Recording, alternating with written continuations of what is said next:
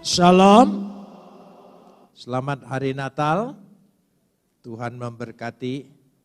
Pagi ini kita akan membaca firman Tuhan yang terambil dari Injil Yohanes, pasal yang pertama, ayat 1 sampai ayat 9 saja. Kita akan membacanya saling sahut bersahutan. Saya akan awali ayat yang pertama, lalu jemaat menjawab ayat yang kedua, dan seterusnya saling ganti bergantian sampai tiba pada ayat yang ke-9. Yohanes pasal 1 ayat 1 sampai 9. Pada mulanya adalah firman. Firman itu bersama-sama dengan Tuhan, dan firman itu adalah Tuhan. Ayat 2. Segala sesuatu dijadikan oleh Dia, dan tanpa Dia tidak ada sesuatu pun yang telah jadi dari segala yang telah dijadikan.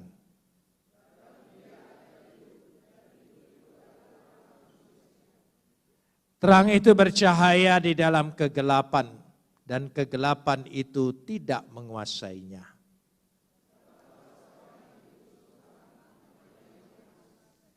Ia datang sebagai saksi untuk memberi kesaksian tentang terang itu, supaya oleh Dia kita semua menjadi percaya.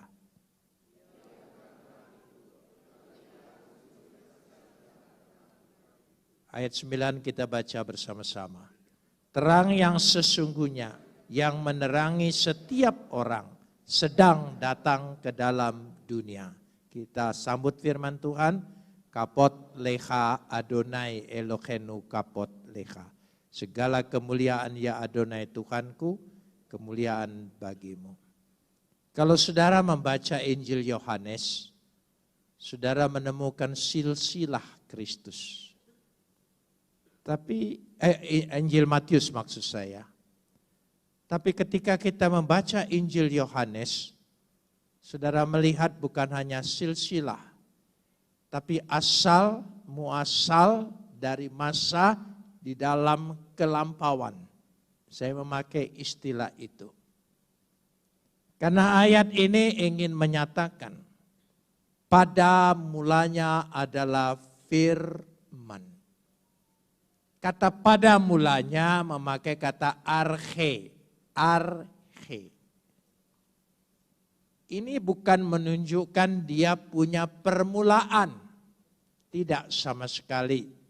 Untuk menunjukkan dia sudah berada di awal segala permulaan. Dia tidak diciptakan. Dia tidak lebih rendah dari Bapa, karena dia adalah firman yang melekat di dalam diri Bapa. Firman itu logos. Logos itu adalah pikiran, akal budi Bapa. Dan semua itu sudah digambarkan dalam diri manusia. Sehingga apa saja yang ada dalam diri Tuhan, sama mulianya, sama agungnya, sama kekalnya. Roh dan firman. Saya tidak pernah bosan menjelaskan ini, karena banyak sekali ajaran-ajaran yang mencoba menyelewengkan tentang Kristus itu sendiri. Bahwa pada mulanya di sini adalah untuk menunjukkan bahwa keilahian Kristus adalah kekal dan mutlak. Sekali lagi, keilahian Kristus adalah kekal dan mutlak. Karena itu kita menyapa dia junjungan yang ilahi. Junjungan yang ilahi melampaui hakikat yang sesungguhnya dari kekekalan yang sebelum dunia diciptakan. Dari masa yang lampau sampai kepada kekekalan yang akan datang. Sama halnya, kalau dikatakan dia Alfa dan Omega, bukan arti kata awal dia punya awal. Tidak. Dia mengawali segala yang awal. Dalam masa kelampauan kekekalan, saya memakai bahasa itu, supaya kita bisa mengerti sejenak. Dalam masa kekekalan yang lampau, dari awal segala yang awal, ya, dia firman yang ada dalam diri itu Tuhan. Sekali lagi, karena dikatakan dia adalah firman yang sama, sederajat, sehakikat, melekat, harus ada, wajib ada, mustahil tidak ada, dan tidak diciptakan. Justru dia mengawali segala penciptaan. Jadi kalau kata anak dan bapak bukan berarti dia nomor 2. Di dalam diri Tuhan tidak ada hierarki. Tidak ada hierarki. Bahwa bapak lebih unggul daripada anak, bahwa anak kemudian baru datang setelah bapak. Bukan itu pemikirannya. Tetapi untuk menunjukkan sungguh-sungguh di dalam diri kita. Saya ingin tanya, dalam diri kita ada hierarki? Ada tidak? Rohmu lebih tinggi, akalmu lebih tinggi, tidak, semua sama. Semua ada, dan itulah ada dalam diri Tuhan. Jadi firman yang ada dalam diri Tuhan, sama mulianya, sama agungnya. Dia mengawali segala yang ada. Perhatikan saudara, dikatakan dengan tegas ayat yang ketiga, coba kita lihat. Segala sesuatu dijadikan oleh Dia. Dia di sini siapa? Firman. Dan tanpa Dia tidak ada sesuatu pun yang telah jadi dari segala yang telah dijadikan. Dia tidak diciptakan, dia tidak dijadikan, tapi dia menjadikan segala yang jadi. Tanpa dia tidak mungkin ada sesuatu yang jadi. Ini masih pagi, tolong cerdas sedikit. Karena itu kita menunjukkan di sini. Memang ini semalam saya jelaskan sesuatu yang sulit diterima oleh akal budi dunia. Bahkan oleh konsep agama manapun, filsafat sekalipun. Bahwa Tuhan menghampiri manusia. Tuhan melawat manusia, bahkan Tuhan menjadi manusia. Sesuatu yang tidak mungkin bagi Tuhan menurut konsep agama dan filsafat dunia. Oleh sebab itu, banyak yang menolak. Banyak yang tidak bisa menerima karena tidak bisa dilihat. Kenapa perlunya Tuhan menjadi manusia? Menghampiri manusia. Bukankah manusia berusaha menghampiri itu Tuhan? Ketika manusia mencoba menghampiri Tuhan, mungkin atau tidak? Menurut mereka mungkin, manunggal kaula Gusti. Tetapi menurut saya tidak mungkin. Karena manusia hakikatnya manusia berdosa, penuh kelemahan dengan segala kedagingan. Tidak mungkin bisa menghampiri Tuhan. Ya, ada sesuatu yang lebih dahsyat. Ada tabir, ada hizab yang tidak terjangkau, yaitu roh. Tuhan itu roh, Tuhan itu gaib. Siapa bisa masuk ke dalam alam kegaifan? Tidak bisa. Paling tinggi masuk dalam kehantuan, saudara. Dan itu akhirnya menjadi mitos. Kita tidak mempercayai Tuhan yang mitos. Kira-kira kita mempercayai Tuhan yang real. Dari situ menyebutkan. Dan dia menghampiri kita. Dia datang buat kita. Dan itu adalah mujizat yang terbesar dalam hidupmu, dalam dunia ini. Katakan amin. Mujizat yang terbesar. Kesembuhan, pertolongan, ya, termasuk yang lain. Itu percikan-percikan mujizat. Percikan, saudara mengerti percikan? Terlalu kecil.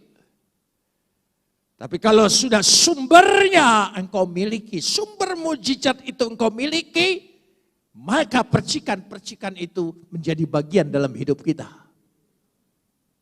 Menjadi bagian. Dan itu sudah yang disebut kewajaran, keniscayaan. Bisa terjadi, harus terjadi. Amin. Itu. Karena ada sumbernya. Dan itulah Yesus. Dia bisa datang kepada kita. Bukan kita mencari dia. Orang mencari Tuhan, mencari jodoh aja susah. Mau cari Tuhan lagi. Cari pekerjaan aja susah. Cari rezeki aja susah. Mau cari Tuhan. Enggak mungkin. Sesuci apapun manusia itu tidak mungkin. Tapi Tuhan mencari manusia karena dia menciptakan. Itu lebih mungkin. Amin. Kita punya Tuhan yang mencari kita. Bukan engkau mengasihi aku. Tapi aku terlebih dahulu mengasihi engkau. Kasih yang kekal. Kasih manusia itu sifatnya tidak permanen dan tidak kekal. Temporal. Ada masa daluarsanya. Kayak pulsa. Ada waktu habis, perlu diisi. Itu kasih manusia. Kalau tidak diisi, blank. Oh ya, kita berusaha. Tapi kasih Tuhan yang kekal, yang tidak pernah habis-habisnya, itulah mengasihi kita. Dan itulah Natal. Perlu diingat Natal itu. Karena itu dia datang membawa apa? Ayat yang keempat. Ya, ayat yang keempat. Kita lihat dulu. Ya, sebelum ayat yang keempat saya ingin tekankan dulu.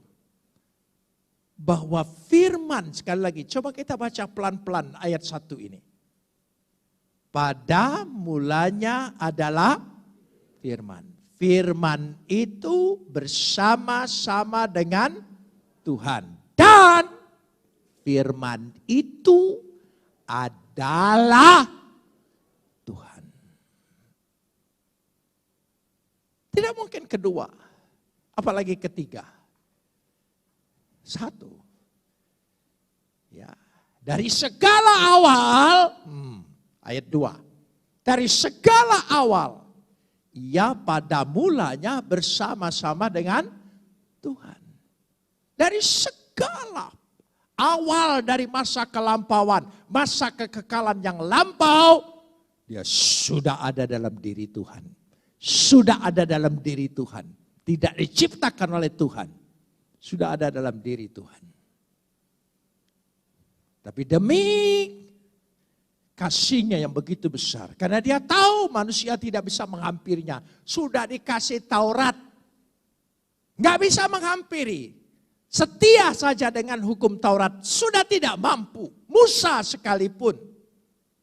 Harun sekalipun. Gagal semua. Manusia yang paling build up, Adam sekalipun gagal. Apalagi kita assembling keberapa. Gagal semua. Tidak ada yang bisa menghampiri itu. Tidak ada yang datang. Dia kasih jalan dengan Taurat. Tidak bisa. Berulang-ulang. Dia kasih jalan yang paling naif. Lewat pengorbanan darah binatang. Ternyata tidak mampu.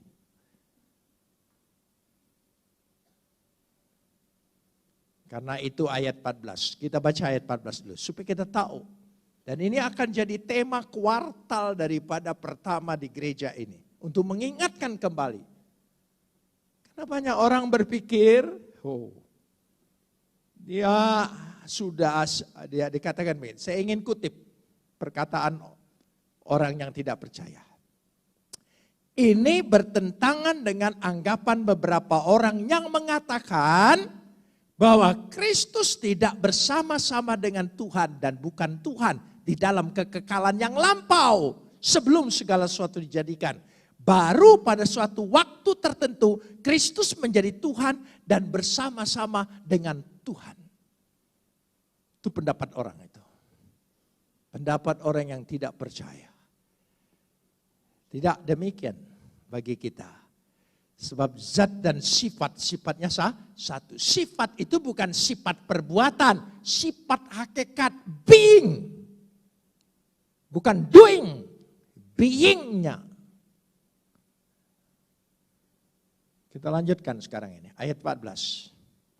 Mari kita baca bersama. Pelan-pelan bacanya, resapin baik-baik. 1, 2, 3. Firman itu telah menjadi manusia. Sekali lagi, firman itu menjadi manusia. Dan diam di antara kita. Dan kita telah melihat kemuliaannya. Yaitu kemuliaan yang diberikan kepadanya sebagai anak tunggal Bapa. Tolong sambung. Penuh kasih karunia dan kebenaran. Berarti di dalam dialah kemuliaan Bapa itu turun ke tengah dunia. Begitulah kenyanya malaikat-malaikat menyanyi dalam Injil Lukas. Kemuliaan yang maha tinggi telah turun atas kita. Kenapa perlu? Karena tadi tidak ada seorang pun dapat menghampiri Bapa. Tidak ada yang tahu Bapa itu bagaimana. Karena dia roh. Siapa yang tahu? Lanjutkan ayat 14 dulu. Ya, ayat 14 dulu. Kita baca lagi. Ya, 1, 2, 3. Tidak seorang pun yang pernah melihat Tuhan. Sekali lagi. Ya. Yohanes 1 ayat 18. Ya, coba kita. 1, 2, 3. Tidak seorang pun yang pernah melihat Tuhan. Tidak seorang pun. Ya. Tetapi, tolong sambung.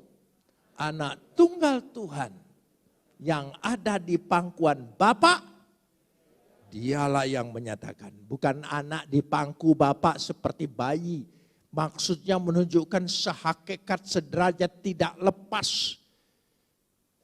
Dan dialah yang menyatakan kasihnya, rencananya, kehendaknya, hasratnya, kerinduannya, semuanya. Tertumpah pada diri pribadi Kristus. Tanpa Yesus, tidak seorang pun bisa menerima kasih Bapa. Hanya lewat Yesus. Amin. Coba fokus kita pribadi Yesus. Pribadi Yesus itu. Kalau kitab suci banyak tafsir. Pendapat orang banyak tafsir. Buku teologi banyak tafsir. Tapi pribadi Kristus itulah firman yang sejati dan yang kekal. Amin. Pegang itu. Itu yang menyelamatkan.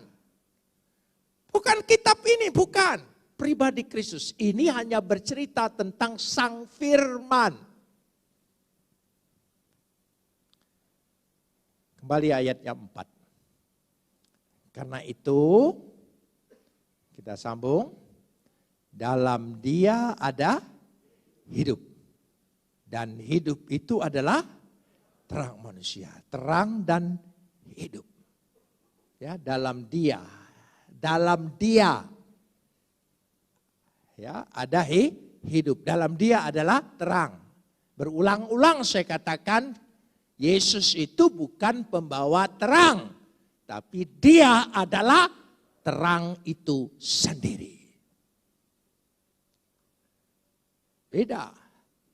Semua nabi pembawa terang, membawa pelita supaya orang mengenal Tuhan. Tapi dia bukan terang itu sendiri. Itu beda. Ya. Lalu dikatakan di dalam dia tadi, berarti dikatakan di sini dengan jelas sekali. Dan hidup itu adalah terang manusia. Kenapa perlu terang dan hidup? Coba kita kembali dulu sejenak. Supaya kita bisa melihat. Ya, kita refleksi dulu sebelum akhir tahun ini. Kita lihat dulu. Ya, Kejadian pasal 1 ayat 2. Kejadian pasal 1 ayat 2. Ya, kita lihat ke belakang dulu. Bumi belum berbentuk dan kosong. Tolong sambung.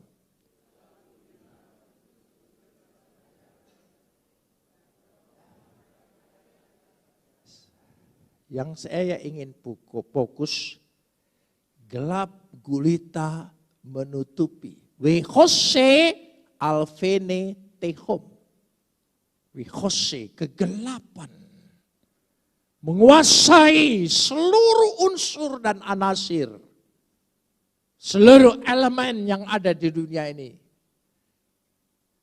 Bukan karena belum, tapi menjadi. Hayeta, menjadi tidak berbentuk. Kenapa menjadi tidak berbentuk? Coba kita lihat sejenak. Yesaya 14 ayat 12. Kenapa bumi yang begitu baik pada ayat yang pertama diciptakan sempurna. Menjadi kacau balau, tidak berbentuk. Kegelapan menguasai.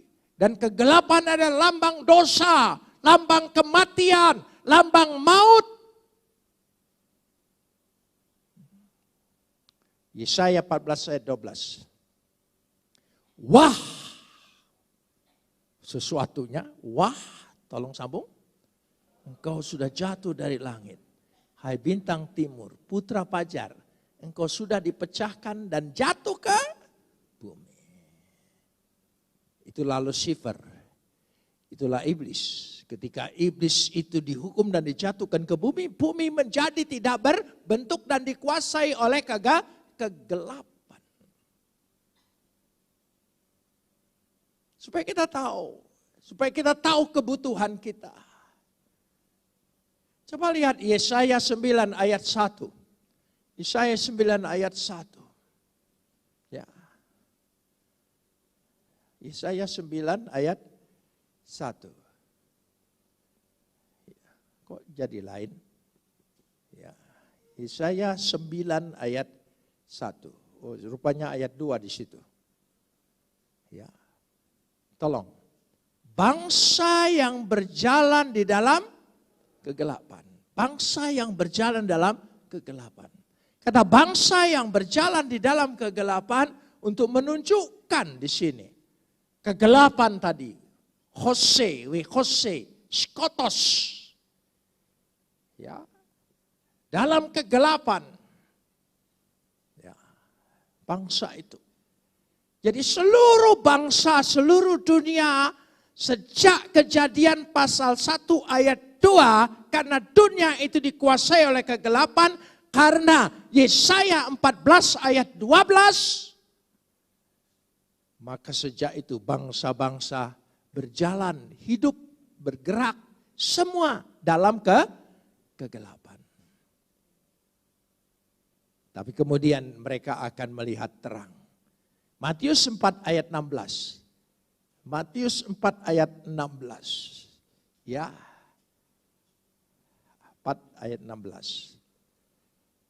Bangsa yang diam dalam kegelapan. Jadi seluruh umat manusia. Ya, kegelapan. Katemenos. Dia telah melihat, terang sambung, terang yang besar. Bagi mereka yang diam di negeri yang dinaungi maut telah terbit apa? Terang. Itulah Natal. Dia menerangi kehidupan kita, menguasai kita. Sehingga dikatakan dengan terang sesungguhnya, kembali lagi pada bacaan kita tadi, ayat yang ke-9 yang menjadi fokus. Tadi semua adalah pengawalan. Kita baca ayat 9 sekali lagi, pelan-pelan, 1, 2, 3. Terang yang sesungguhnya. Sampai di situ. Saudara mengerti? Terang yang sesungguhnya. Bukan imitasi, apalagi palsu. Terang yang sesungguhnya. Tolong sambung. Yang menerangi setiap orang. Yang menerangi setiap orang. Sambung lagi. Saudara mengerti kata sedang? Kata kerja. Dia sedang. Artinya dia datang. Siapa yang datang? Terang. Kalau terang itu tidak datang, kita susah cari. Terang itu datang. Menghampiri kita. Itulah watak karakter Bapa. Kasih Bapa itu. Dia menghampiri kita. Kalau dia tidak hampiri kita, tidak ada satupun di tempat ini yang bertobat. Tidak. Tapi dia datang, dia peduli dengan kita, dia mengasihi kita. Dan kasihnya tidak pernah batal oleh apapun juga. Amin. Tidak pernah batal. Dikatakan dengan tegas sekali. Saya ingin menyatakan supaya kita sungguh-sungguh punya kekuatan dalam iman, dalam kepercayaan, dalam keyakinan kita. Ya. Tidak goyah sedikit pun, tidak bisa hapus sekalipun.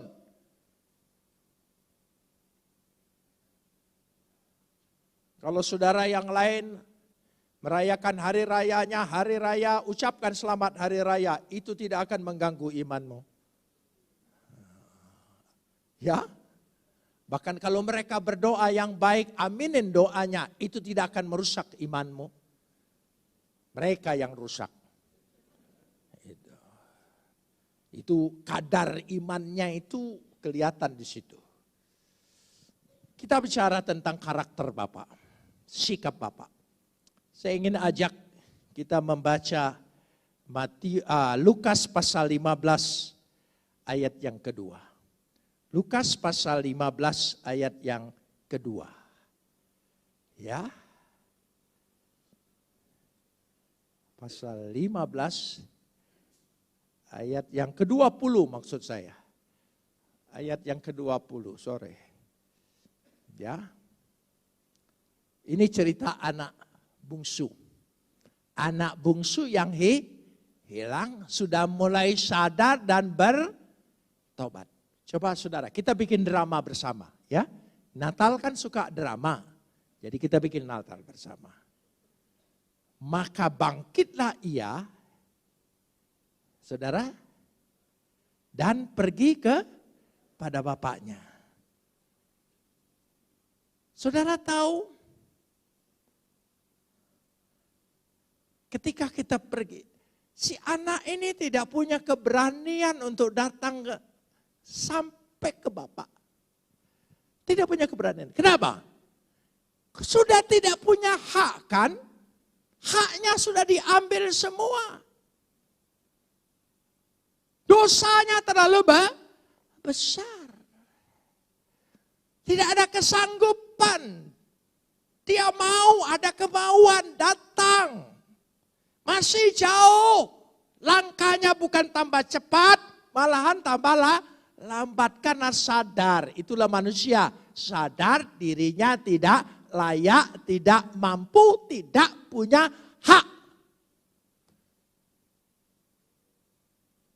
Itu kita semua. Tapi kasih Bapak dahsyat. Coba tayangkan, kasih Bapak.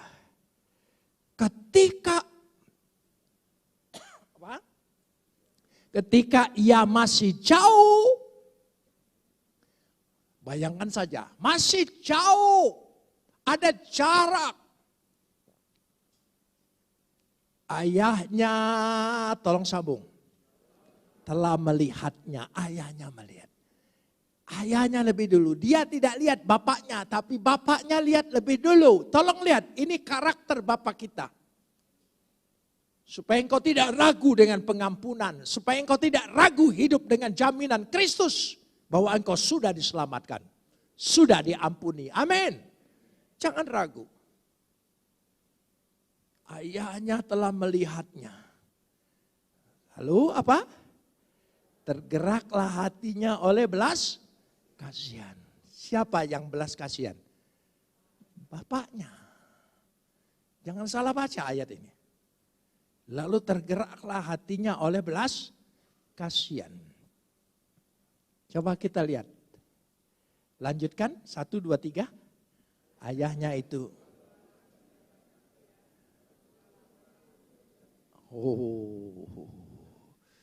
Bapa tidak kalah cepat dari anak. Itulah Bapa kita di sorga. Amin saudara, dia berlari menghampiri kita. Selagi kita merasa tidak layak, tidak mampu, tidak punya hak. Tapi dia berlari. Dan ketika dia berlari, bukan mencaci pagi, bukan mengusir kita. Tapi apa dikatakan ayat tadi? Dia merangkul dan mencium dia. Amin. Jangan ragu dengan jaminan Tuhan. Jangan ragu dengan pengampunan Tuhan.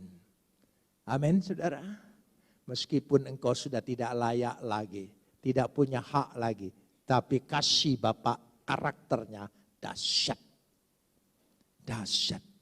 Ini sebab ditunjukkan gitu. Coba kita masuk ayat 24. Ayat 24. Ya, Lukas 15 ayat 24. Coba pelan-pelan kita baca. 1, 2, 3. Sekali lagi, sampai di situ dulu. Sebab apa? Sebab apa? Sebab apa? Anakku. Saudara mengerti maksudnya?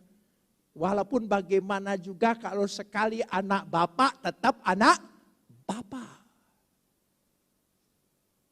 Sebab anakku telah mati menjadi hidup kembali. Ia telah hilang. Coba. Didapat kembali.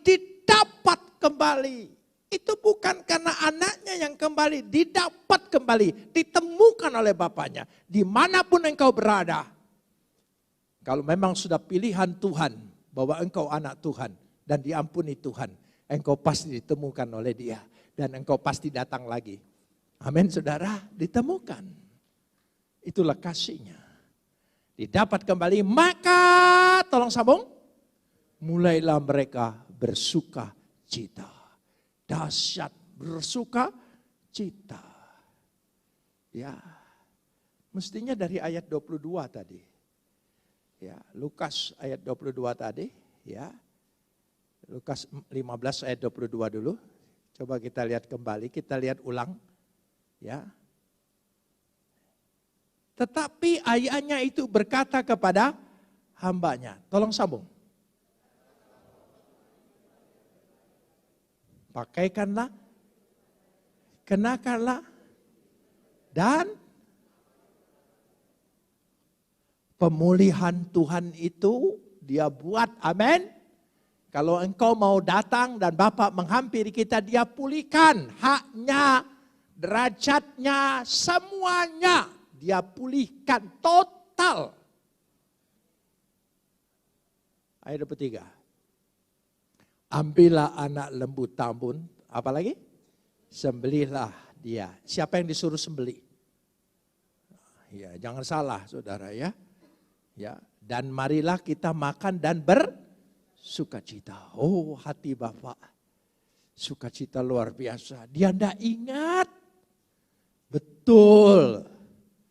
Ya, merah seperti kirmiji akan putih seperti salju. Amin. Itu yang dia ingat.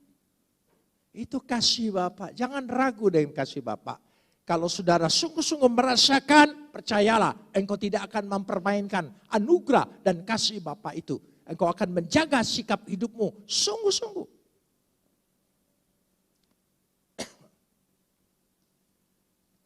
Jadi inilah tindakan Bapa. Bapa berlari mendapatkan dia. Amin. Nah, sekarang kita lihat. Saya ingin tanya, saudara merasa enggak banyak orang sesat di luar ini? Atau masih di dalam ini, saudara? Lu saya enggak tahu. Ya, supaya enak, saudara percaya enggak lebih banyak orang tersesat hidup dalam kegelapan? Ya? Apa yang kita lakukan? Menunggu dia datang? Tunggu dia menghampiri? Saya ingin mencerdaskan. Coba kita baca Lukas 15 ayat 4 dulu. Lukas 15 ayat yang keempat. Lukas 15 ayat yang keempat. Ya. Siapa di antara kamu yang mempunyai 100 ekor domba?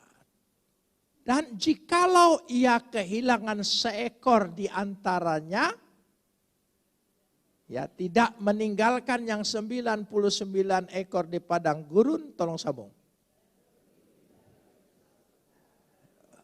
Dan pergi mencari yang sesat sampai ia menemukan. Coba kita baca bersama-sama dari kalimat ini.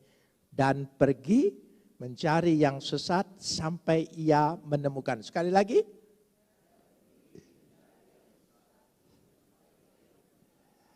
Kita mencari jiwa itu keluar, bukan nunggu depan pintu. Itu sama dengan penjaga bioskop. Saudara, kita pergi mencari. Itu tugas gereja, tugas semua jemaat, pergi mencari satu sekalipun. Amin. Itu sikapnya, pergi mencari, itu sikap Bapak. Kalau engkau anak Bapak, karakternya harus sama dengan Bapak. Kecuali engkau anak tiri, beda dengan bapaknya, anak angkat. Engkau anak Bapak harus sama. Makanya kita kalau mendidik anak lebih gampang karena kita tahu karakternya dia itu sama dengan kita. Bandelnya, kikirnya. Itu ada gabungan dari bapaknya, dari ibunya. Ya, mencari. Kita lanjutkan sekarang ini ayat 7. Ayat 7. Ya, 15 ayat 7. Jadi saudara baca perumpamaan ini jangan saudara pikir ini cerita, ini pesan. Aku berkata kepadamu, demikian juga akan ada sukacita di sorga. Tolong sambung. Sekali lagi, karena satu orang berdosa yang bertobat. Aku berkata kepadamu, ulangin, demikian juga akan ada sukacita di sorga karena satu orang berdosa yang bertobat.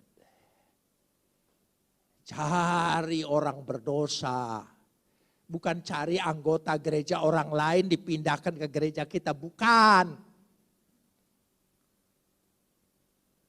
Sekarang tugas gereja apa seperti itu? Banyak sekali, sudah menyeleweng, sudah tidak boleh. Coba tayangkan lagi. Supaya demikian juga akan ada sukacita di sorga, tolong sambung. Karena satu orang berdosa yang bertobat. Lebih daripada sukacita, tolong sambung.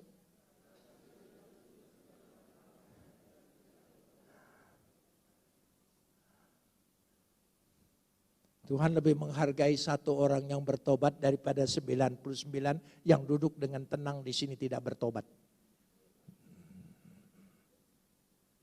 Saudara, perhatikan dengan baik-baik. Kalau ucapan saya keras, dah soal. Ya. Karena dia mencari yang hilang. Banyak sekali.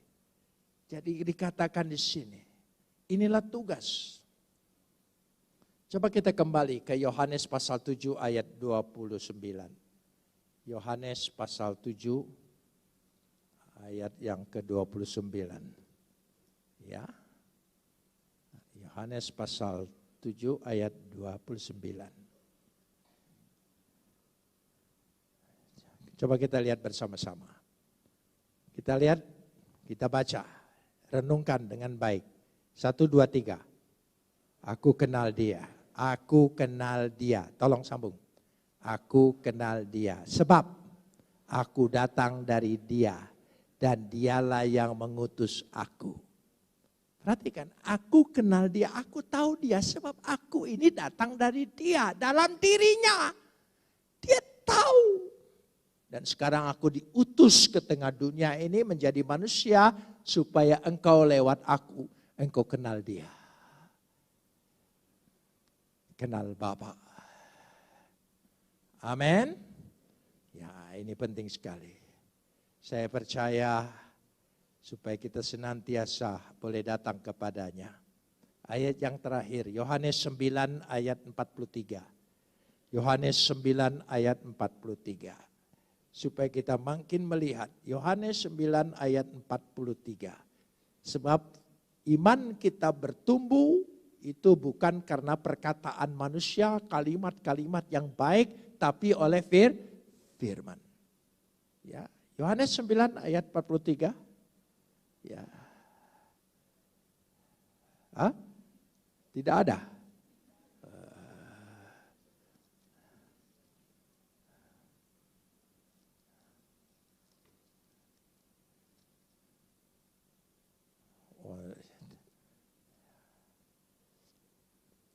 Yang di ayat 43, Yohanes 9, 19 kali ya.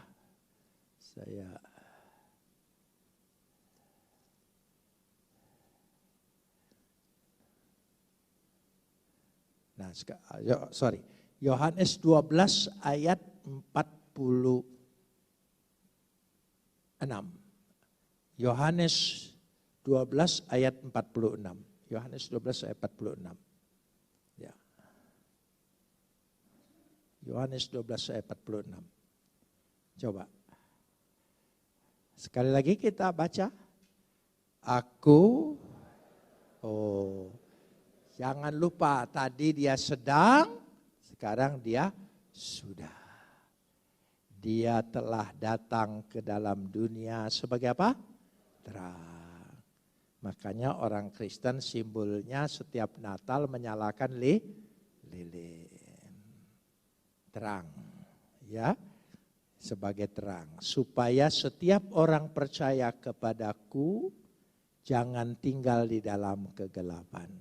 Saudara mengimani, Natal ini menerangi kita, menyadarkan kita, ya menguatkan kita, memberkati kita.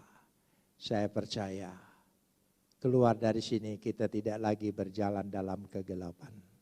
Kita hidup di dalam terang, amin. Ya, karena kasihnya begitu besar, hormatilah kasihnya. Ilustrasi yang terakhir,